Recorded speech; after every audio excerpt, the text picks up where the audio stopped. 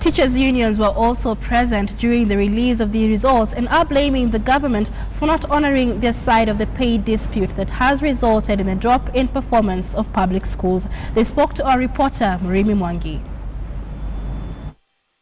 The key highlights of the results that have been released today has been the drop in the performance of public schools. Why do you think that is happening now? You don't need to be a professor to answer that. The teacher strike is true, must have affected our students greatly. And when as unions we told them that let's postpone the exams for about 3 weeks, we wanted that order to work. I think that affected the students, among other factors. We are looking forward to a new year where the Teacher Service Commission shall be able to provide the CBA as directed by the President to the teachers so that we don't have another teacher strike. One of the directives from the teachers' unions in the run-up to the release of these results had been that the CBA has to be signed by Christmas this year. Has that happened, and what are the consequences of that? Very unfortunately, it has not happened, and the Teacher Service Commission is to blame.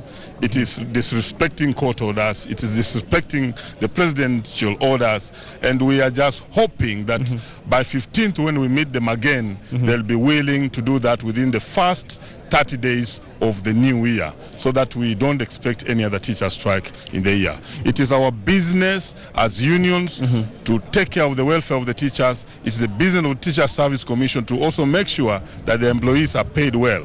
But at the same time, we must make sure that learning goes on well and we don't hamper the learning of our students in the schools. What he failed to do was basically to tell us how many candidates got 400 marks and above and how many got below that. He gave figures which definitely are putting people in a lot of anxiety, given that Kenya is not also savvy with the internet and so on.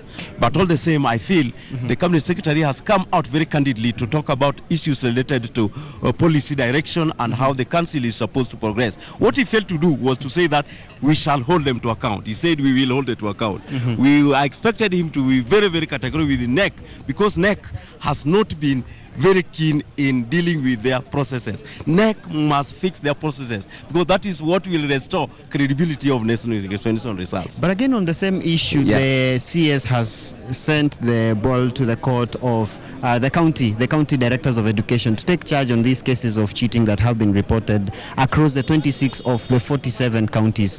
What do you think about that directive from the CS? That is their role. If they don't work on this, that is their role. I think what the Cabinet Secretary said was not about the results, but about education performance and efficiency, because they wanted to know why some counties do not perform well. And yes, if they don't perform well, why is it so? So I think that is the direction that he has given, which is commendable. Yes.